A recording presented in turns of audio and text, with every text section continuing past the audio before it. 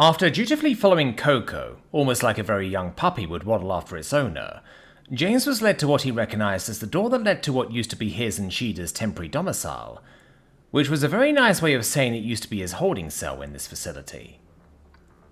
A quavery guard, who seemed to be semi-permanently stationed there by the looks of things, immediately reacted to their arrival and quickly opened the door for them, without needing to be asked to. Usually, James would have probably given them a thankful nod for it or something, but today, he was kind of just trudging along while not even lifting his gaze to look at the giant. However, once the door was open and he stepped over his threshold, there was someone else who caught his attention much quicker. Though, to what may have very well been her surprise, he barely regarded the Admiral with more than a tired glance as his eyes fell onto her face. Unlike the soldier she had brought with her, she did not obscure her face with a dark, opaque visor. Instead, her head was completely free and out in the open, leaving her voluminous black hair to fall freely down the back of her head, while her sharp hazel eyes cut through the air like hot knives. Obviously expecting a much stronger reaction out of James once his eyes met with those of his mother, Coco quickly cleared her throat with slight awkwardness as she moved to salute her superior. "I might have neglected to mention that someone else was here as well," she admitted under her breath, while the Admiral already waited for her to be at ease without ever taking her eyes off James's. Her gaze was as piercing as it had ever been, and yet James still felt weird with it staring into him now. Something about it was different than usual, even though he couldn't quite tell what.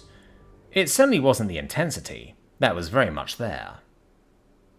"It's fine, I figured she would probably be here," he said, in a politely restrained tone. "Ma'am?" Constantly keeping up his eye contact, he greeted his mother with a very light nod. "James." The Admiral returned his greeting and crossed her arms, while shifting her stance a bit, in a way that inadvertently pulled quite clear attention onto the bright and pristine weapons decorating her hip on both sides. On her left was the large pistol, with a barrel almost as long as the Admiral's forearm, and a smooth white paint job that was finished with details of thin gold that seemed to grow across it like ivy. On her right was the large cutlass with a golden hilt and a scabbard that was just as black as her hair and uniform. James knew from very up-close and personal experience that, despite their fancy appearance, neither of those weapons were meant as decoration. Both of them were far from military grade, as they had been engineered and customized to a ludicrous level to make sure they were among the absolute deadliest of their kind. In that way, the Admiral truly lived the human ideal of warfare. Ever since the relativity weapons had been invented, long before first contact had been made, any kind of shield or armor had basically become a formality when humans had clashed with each other on the battlefield, and therefore, the art of war had moved further and further away from any sort of defensive strategies, and more back towards the idea of a duel that had previously been thought to have died out in pre-modern times. Hit the enemy as hard as you can before they can hit you. Draw faster, have the stronger gun, and if you miss, you best be quick enough to dodge before your enemy does the same to you. Obviously, the weapons Krieg had carried were worlds away from a relativity rifle, but the concept still stood. If you were planning to take a hit from either of those, you should better have a tank at the ready. Of course, she had worn both weapons almost every single time he had seen her in recent memory, with just a few very key exceptions. Even off-duty, the Admiral rarely left the house without them, to a lot of people's great annoyance. However, just like with her eyes, James got a very strange feeling in his gut as he looked at the weapons now. It was dumb. He knew that. They were inanimate objects. They didn't have any thoughts or feelings or anything of the like. But still, when he looked at them now, focusing his eyes on the shiny glint of their golden accents, it somehow felt like they meant business today. Like they had been denied their purpose for too long at a time, unlike they just smelled their opportunity in the tension-filled air. For a second, his own overactive imagination managed to make a shudder run down James's back as he quickly shooed the thought away with a shake of his head, also tearing his eyes away from the weapons. "James?"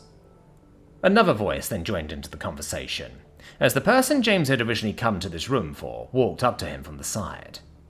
Unlike his mother, she didn't leave it at the verbal greeting, quickly wrapping her arms around him from the side, and pressing up against him with a brief chuff. Although, as she pulled away, her face scrunched up a bit, and she exhaled aggressively through her nose as she glanced up at him. Ugh, you smell like something dyed in your jacket. James managed a meager smile at her description and decided against doing his own sniff test to confirm her complaints for himself. Sorry, I just woke up. He excused himself without much enthusiasm, but also without any annoyance, as he turned fully towards his girlfriend. How is everyone doing? Sheeda's ears twitched as she looked at him with mild worry on her face, but it was quite obvious that she too was extremely relieved by the, for her, probably quite less bit recent turn of events. Like Coco, she had returned to wearing her full gear, just missing the breath filter much like the Admiral. Nia was brought to the sun right away and had some more surgery and a lot of, injections. It sounds like she'll be fine, but it's still going to be a bit until everything's grown back together the way it ought to, she explained first. Moore and Conglosh are still in their room, but it's no longer locked, and a few of our soldiers rotate to keep watch over them just in case. As for the rest of the team... They are taking a much-earned sabbatical after the recent turmoil, Admiral Krieger informed in a direct yet very slightly cheerful tone. They've been through a lot. They deserve some rest now that the cavalry's arrived. Though, as I'm sure you've noticed, Karina was quite eager to take up her more usual duties as a commander, now that the possibility for it has arisen. The Admiral made a vague gesture in Coco's direction, only for the commander herself to briefly avert her gaze in sheepishness.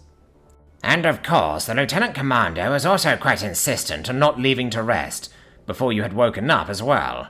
But now that you have, maybe it is time you join everyone else. Krieger then continued her statement, now quite openly gesturing for the door, as if to tell James that he was free to go.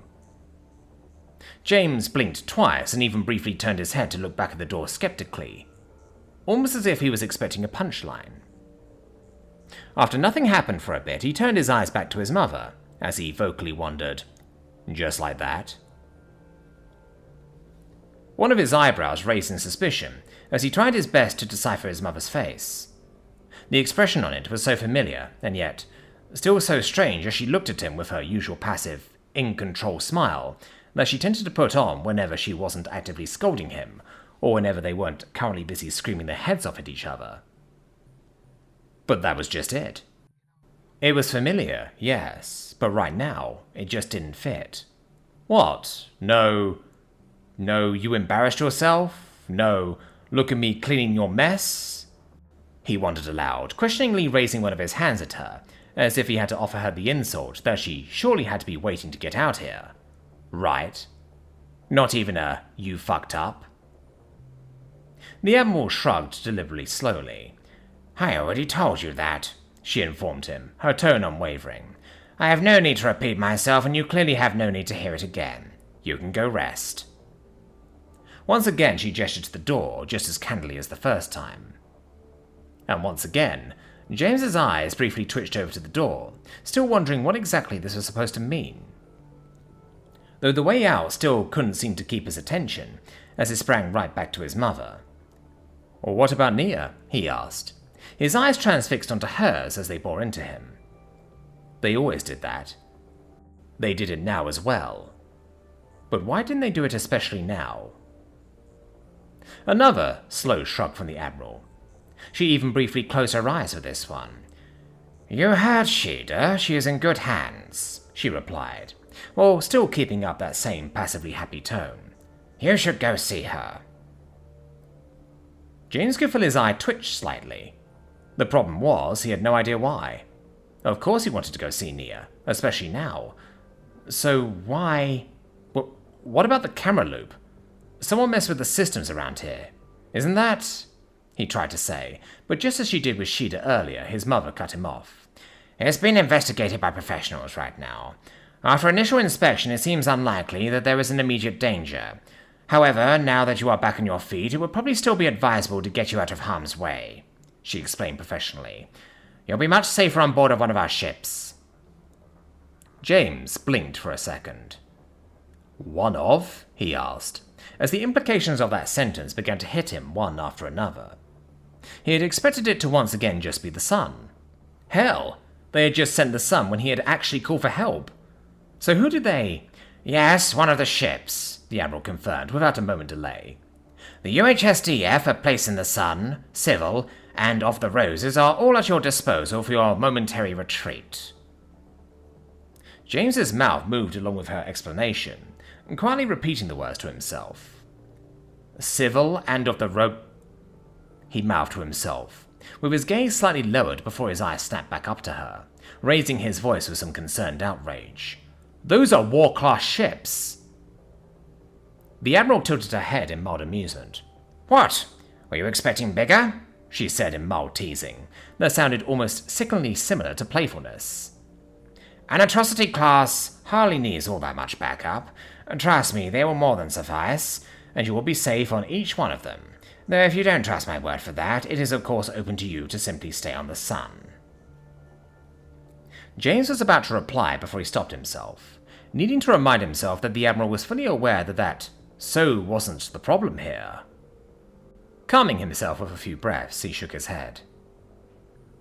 This time entirely ignoring her incessantly renewed offer, his brain automatically tried to think about any other objection he could raise. And, the captured assassins? He wondered, although this time his voice lacked even more confidence than it already had before, mostly because he didn't even really know why he was still protesting at all here. He just felt oddly suspicious about the whole situation. But ultimately, why did he even care? The corner of the Admiral's mouth twitched up into a very mild, well, James really wanted to call it a smirk, but in reality it really was just a gentle smile. Are being interviewed by their own people as we speak. Jire Norma, their commanding officer, is making sure they understand exactly the position that they are in. She continued her casual elaboration of the current situation, though she couldn't help but tilt her head and raise her voice a bit in mild amusement as she added, Also, I have been informed that they, how would you say, hate your guts? So I'm uncertain how helpful your presence would even be if she was ready to just let you join in, which she probably isn't. By that point, Sheeta had moved to gently put her hand onto his shoulder, though at that moment, the contact didn't really register for James all too well, as he got stuck in his own head for a moment. And apparently, that much was quite obvious from the outside, since Coco also began gazing at him with some worry, reading from her ever so slightly hunched posture, while the Admiral looked very directly at him. James, she firmly said to catch his attention, before yet again repeating her earlier motion to the door, this time with an almost beckoning lift of her eyebrows added to it. Go rest. It was the closest that her request had come to an order so far, but it was still far from carrying her usual imperious undertone that she used whenever she wanted someone to really get the message that they would better obey her right at that moment. Why was she trying to stay so cordial instead of just telling him to go? Maybe it was because she knew he wouldn't listen so easily if she gave him an order. After all, it wasn't really inaccurate to say that. And since that was the case, the only thing that his brain could come up with at that moment was, Are you trying to get rid of me? He asked suspiciously, narrowing his eyes at his mother and slightly widening his stance to make it more stable, almost as if he suspected something would try to push or pull him away at any moment now. James, he heard a sigh right in his ear, as Sheeta gently firmed up her grip on his shoulder, though she by no means began to pull on him. He couldn't exactly place her tone at that moment, but tired was certainly one fitting description. Meanwhile, the Admiral tilted her head slightly to the side, and the gentle smile she had put on earlier disappeared into a just as gentle frown, and just like Sheeta, she also released a mild sigh. Not in the slightest, James, she said. And what surprised James the most was that she actually dropped the cheeriness in her tone, now keeping it entirely flat and neutral. I am offering you some rest. You haven't had any for a while. I wouldn't even count the many hours you have just slept as very restful, I'm willing to wager. So in the interest of both your physical and mental health, I am telling you that it is okay to rest. Things are under control, and you are still technically under house arrest. There is nothing better you can do right now. James stared back at her with some disbelief, and immediately, his brain once again tried to figure out what she actually meant. This was his mother they were talking about, after all. Admiral Krieger herself. There had to be a catch. His staring went on long enough that eventually the Admiral released another sigh, lowering her head just a bit. Es ist noch schlimmer als ich dachte, she mumbled under her breath, before lifting her face again to slowly look back and forth between the two other women in the room. Commander, Lieutenant Commander, would you two mind giving us the room for a moment? I need to speak to my son. Alone. Coco reacted basically immediately, saluting the Admiral before turning to move out, although she did wait at the door and look back to see if Sheeta would follow her. The feline hesitated for a moment, keeping her grip on James's shoulder while briefly looking up at his face. James looked back down at her, his dark eyes making contact with her yellow gaze, and they just looked at each other like that for a moment. If he was honest, James wasn't entirely certain what his own face looked like at the moment, as the swirling thoughts in his head mixed into an emotion that painted no clear picture of any exasperation in his mind. However, whatever picture his features painted at the time, it was enough to eventually cause Sheeta to bite down on her lower lip, with one of her fangs sticking out. She swallowed heavily, and then gave James a stern nod. Removing her grip, she instead gave James 2 firm pats on the shoulder, before following Coco to the door. Her striped tail didn't sway as she walked away. Instead, it stood straight up as she joined up with her commander, and disappeared out of the door without another look back. James knew that, had he looked like he needed her, she would have stayed, which probably meant that, whatever his gut was trying to tell him here, it was far from his usual reaction when being forced to interact with his mother. Taking a deep breath to calm himself, James removed the wideness from his stance as he straightened up, folding his hands behind his back as he re-engaged in the eye contact with his mother's famously cutting gaze. "All right, ma'am," he said expectantly. "What exactly was worse than you expected here?" Krieger rolled her eyes gently, before reaching into her pocket and rummaging for a moment. Then she quickly tossed something in James's direction in an underhanded throw. Catching it with some difficulty before it hit his face, James glanced down at the tiny black object, and a slightly mirroring lens glanced right back at him. Releasing a more than exasperated sigh, James took the hint, and quickly moved to attach the camera to his chest. "Nothing like having your private conversations recorded," he mumbled, while he fidgeted with the body cam's holder. His organic fingers had some trouble obeying his brain's commands, but luckily their mechanical counterparts were picking up their slack in return.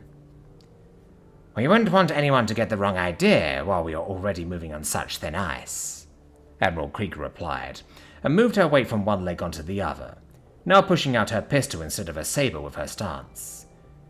Now that they were alone, she had switched entirely away from speaking GU, and was instead using their shared mother tongue consistently, not just in small exclamations. "I'm not the one who rocked up with 3 whole ships to a barely non-hostile territory," James grumbled back at her, as he finished his fidgeting, and removed his hands to allow the camera to freely record. "No, but you are the one who invited a realized into their systems," Admiral Krieger shot right back. James's face darkened. "My friends would have died," he replied gruffly. "My children were shot," Krieger retorted yet again, and crossed her arms a bit tighter. "Really, James, I know you love to do it, but I don't think even you can place the blame on either of us in this case. You were attacked, quite heinously so, and both you and your people simply reacted appropriately."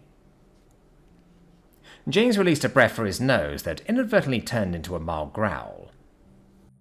"So what? No lecture about how idiotic and indecisive I was this time?" he gave back, and although it was meant to sound scathing and sarcastic, that's not exactly how it came out. Instead, he found himself sounding almost expecting. However, his mother just snorted ever so slightly as she shook her head, making her thick hair bounce along with the movement. "You didn't try to kidnap a station this time," she replied, with amusement at first, before her voice firmed up as she continued. "And besides, what exactly was indecisive here? You saw a problem, you saw a solution. You gave a clear order to make that solution happen, and it was carried out. And after that you took initiative, and you were willing to finish the job if you had to. And you stopped when you didn't." "I was stopped," James corrected her, without actually meaning to do it. His mouth was just faster than his brain for a second. Though his mother just hummed that point off. True, but 2 out of 3 aren't bad. And the end result was the same. she stated nonchalantly, and threw her hair back for a moment as some of it had gotten caught on her shoulder. James was baffled, and his head began to move slightly left to right for a moment, as any desire to reply anything hit a flat wall of bewilderment for a moment, forcing the energy to release some other way, before he finally managed to eloquently press out. "Why are you so chill about this?" The pure poetry of the question made his mother chuckle yet again, as she returned his confounded gaze with casual confidence and replied, "Why are you so adamant about having done something wrong?" Then she stopped crossing her arms and slowly sauntered over to him. The soles of her boots loudly clacked with each step, as she closed the gap between them and reached out. Since she was a bit too short in comparison to him to reasonably put her hand onto his shoulder, she instead reached out for his upper arm and gently held onto it with her hand. "James, any laws we have include a section that reasonable force, even if it would be technically unlawful, is allowed to be utilized in order to prevent harm and preserve life," she said, as she had to tilt her head back to really look up at him. "Hacking into the system of a hotel and breaking open a couple of malfunctioning door controls for the unequivocal purpose of saving at least 9 lives is proportional by any reasonable person's measure." James averted his gaze and released a heavy breath through his nose. "The hacking's not what people are upset about," he stated. However, the Admiral wasn't giving him much room to breathe. "But that is all that happened," she heavily pressed, and her grip tightened the slightest bit. "No matter who gave the order, no matter who actually fulfilled it, no matter from which device it came, and no matter who was the intelligence behind it, all that happened was exactly that. The hotel system was hacked, and malfunctioning controls were reactivated. No extra damage was done. No additional detriment was left behind. In fact, it was probably much cleaner than anyone else would have been able to do it. Even a realize doesn't magically taint any system it comes into contact with if it doesn't want to. Oh, and you think they will care?" James barged into her sentence, taking over the role of interrupting this time, as he swiped her hand off his arm and glared right down at her, towering over her at his full height. "You think any of them will listen to what's logical and right in front of their face? That any of them will give a single shit about how realize do and do not work? That even a single one among them will even think about giving a Veselon or me the benefit of the doubt? Don't kid yourself." The Admiral looked up at him with a mostly neutral expression, entirely unimpressed by any physical intimidation that may have usually come from the difference in size between them.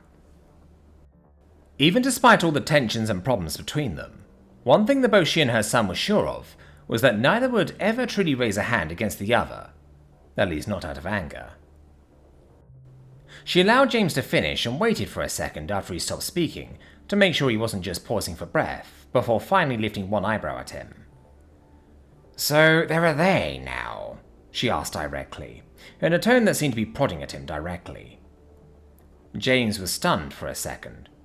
"What?" he asked, not quite processing what she had just said in its entirety. "You said they wouldn't care," the Admiral continued, and took a step back from James so they both wouldn't have to crank their necks so much anymore to look at each other. "That they won't give you the benefit of the doubt. Who are they, James?"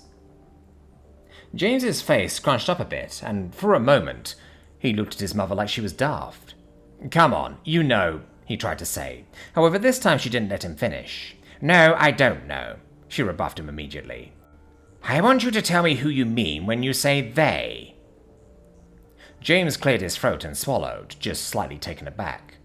"Well, the High Matriarch, of course, and her contingent," he began to explain slowly, still very sure that the Admiral would already know this, and therefore carrying a mildly confused tone at having to explain this. "Well, all things considered, there's not that many," the Admiral replied. "Why are you so worried about what they think?" James grimaced. "Well, yeah, it's not just them," he mumbled, and his mother immediately jumped on that. "Oh, excuse me for interrupting. Who else were you referring to then?" she pried further, and looked at him with a pretend curious face, waving her hand to urge him to continue. James sighed and bit his cheek a bit. "Well, the people who follow them or their ideology," he replied, stating the obvious. "And what ideology would that be in this case?" Krieger replied with an encouraging smile. "I mean, that realized are evil monsters who can't be trusted no matter what," James replied, with a look down at her, although even as he said it, he couldn't shake the feeling that he was running right into a trap here. Oh yeah, of course. Those people can't be trusted to make any right decisions when it comes to someone like a Veselon.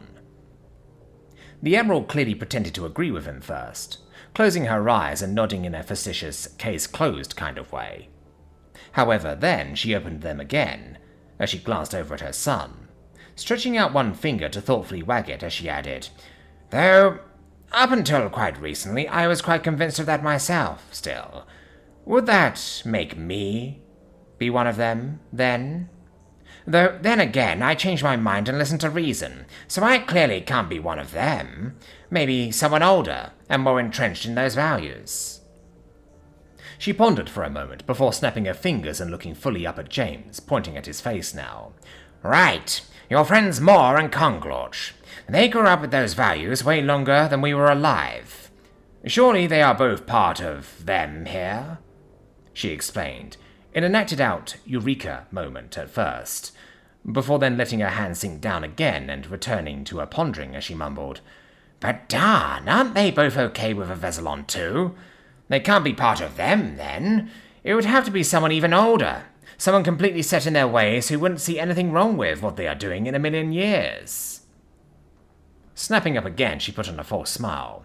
Oh, I know, she proclaimed. The Councilman Afuna. Now that's a fossil, and you've made no secret of how much you dislike him, so surely... But then again, from what I hear, he did give you the benefit of the doubt, didn't he? And since you said they would never do that... All right, I get it, James Foley interrupted her tirade, having heard more than enough at that point, as he rubbed the still throbbing side of his head with his thumb. I get it. Yes, us versus them is not a helpful ideology, but come on! You still know what I mean.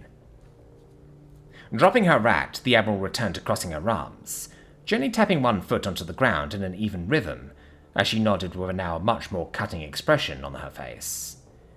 I do, she confirmed for him, though despite the brief pause she left after those two words to let them sink in, her piercing gaze now told James that she was far from done with that as he waited for her to continue the thought. And I agree, there are very much people out there who will not believe you, who will not believe a Veselon did not fully invade. There are people who will not care. Once again, she paused, either for dramatic effect or to let her words sink in. James couldn't quite tell here. However, after about 3 seconds, she spoke up again, asking, The much more important question, however, is, why do you care? James blinked. Why do I care about a Veselon? He replied in confusion, since that is the context he got from her words, even though he was sure that that couldn't possibly be what she meant. Why do you care if they care? The Admiral corrected his assumptions immediately, surprisingly not making any snippy comment at his misconception. The words of the question echoed a bit through the oversized room, even despite the velvety fabric that covered all of its walls.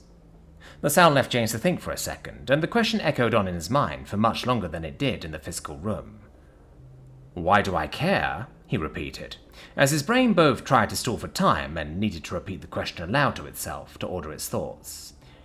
Yeah, the Admiral confirmed for him, and held his gaze firmly. Why do you care what those specific few people will think? You saved the lives of your team. You saved the life of your sister. You saved the life of your lover. Why on Earth, no, why in the galaxy would you care about anyone's thoughts on the matter, but especially about those of people who do not like you in the first place? Get real, James.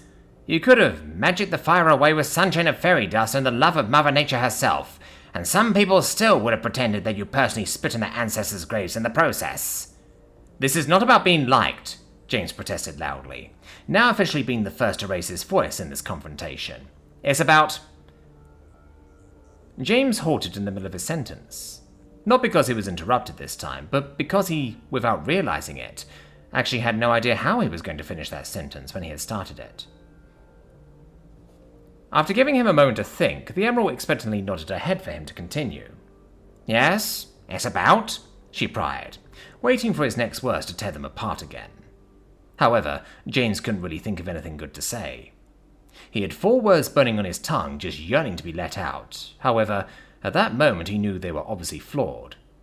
In fact, they were so obvious and so flawed that he didn't even need to say them for his mother to guess exactly where his mind had been going, as she finally finished the sentence for him. "Doing the right thing. Isn't that what you were going to say?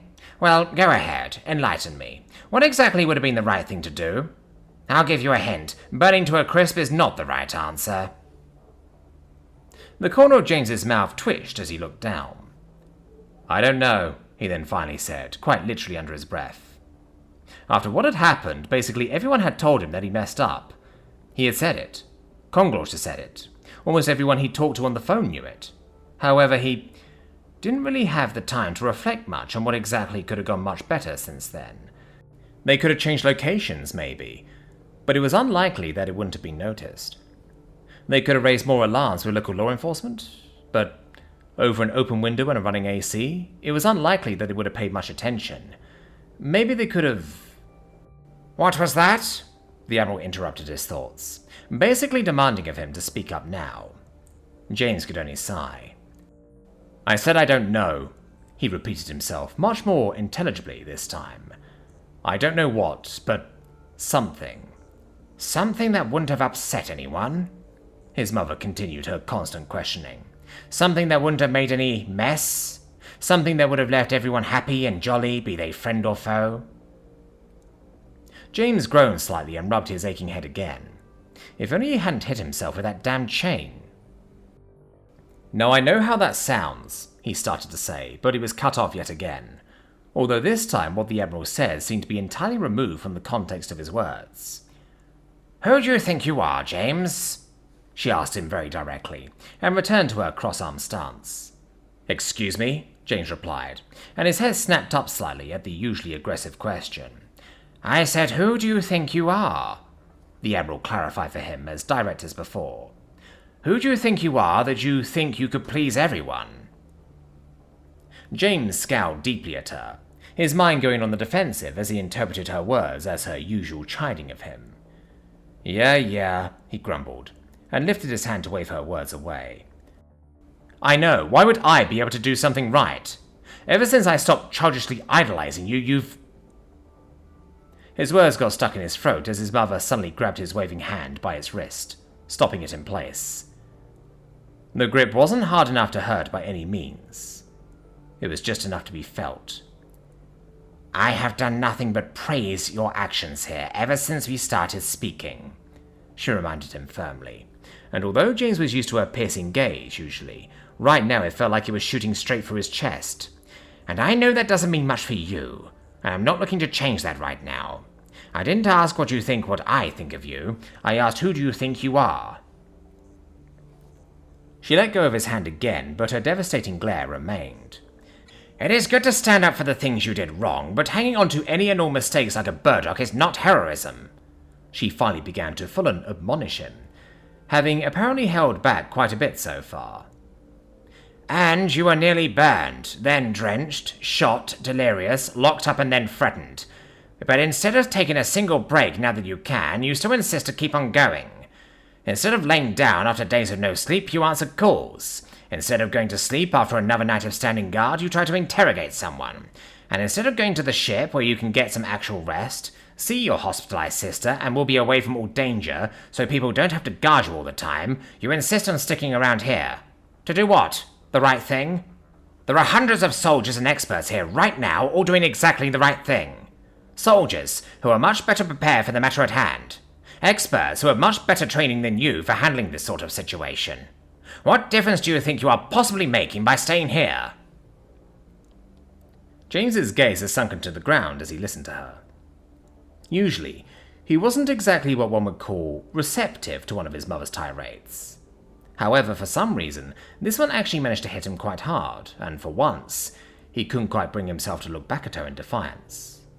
And once again, his answer didn't change. "I don't know," he said quietly, "but I have to do something. I just have to. It's your duty." Krieger once again finished his sentence for him, stemming her hands into her hips as she scowled at him. "James, nothing of this is your duty. You don't have to do any of this." That in turn gave James the necessary drive to glare back up at her. How can you say that? He burst out, outraged at the idea that she thought he could just stand by and allow all of this to happen. If he didn't intervene, so many more horrible things were going to happen. How could he not feel obligated to act? Easy, the Admiral replied, without shifting her tone even slightly at his outburst. Because it's not. None of this is anyone's duty, but especially not yours. You are one person who was at the wrong place at the wrong time, and things have simply spiraled from there, and nobody would have expected of you to go to the lengths you did. Many people wouldn't even have noticed what was happening to them had they been in your position.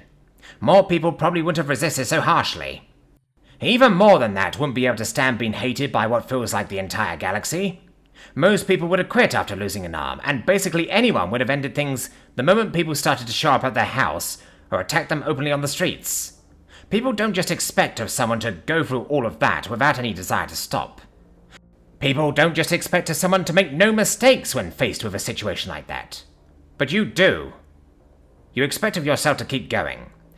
And that is not because it is your duty, but because you feel that it is. Because you feel obligated to keep pushing. Because you want things to be better. You are doing all of this not because you have to, but because you want to. Just like my position as an Admiral doesn't give me the duty to protect our people, but the will to protect our people has allowed me to rise to the necessary position of an Admiral to be able to do so. Nobody made either of us do this, and yet here we are. The Admiral stopped herself for a moment and raised her hand, clenching it into a fist to suppress a seemingly oncoming wave of emotion. Once she had fought it down with her slightly quivering fist, she suddenly lunged her arm forwards, gently hitting against James's chest with the side of her fist, as if holding an invisible dagger. You've got my grit and my determination, she said in a deep sigh, that released the last remnants of emotion that had nearly overcome her there, relaxing her shoulders. But for pride's sake, did you have to inherit my stubbornness as well? Or did that whole saint business go to your head, and you think you actually have to be holy? James scoffed at her, though his shoulder also relaxed now, as he had to admit that her words didn't exactly miss their effect entirely. Got nothing to do with you, he replied, with a mildly humorous expression, that still made sure to get across that he meant what he said. We were just raised by the same guy. Is who we both got it from. Removing her fist from James's chest, the Admiral ran both hands through her hair to stroke it back for a moment. Then she started to slowly step away. Go rest, Lieutenant. That is an order, she said firmly, and took a few steps away from him, approaching the large bed that was still in the room from its earlier use. On it, there was something rolled up in a bundle of white fabric that looked like sailcloth. But before you do, take this. As she brought the bundle over to him, James looked down at it with one eyebrow raised. What is it? He asked as he weighed it in his hand, feeling something hard yet light inside. Just a little present I brought, the Admiral explained, as she took up her firm stance again, likely to reinforce her earlier order.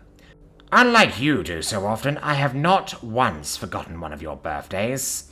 I am not planning on starting now. James's eyes widened a bit as he looked back up again.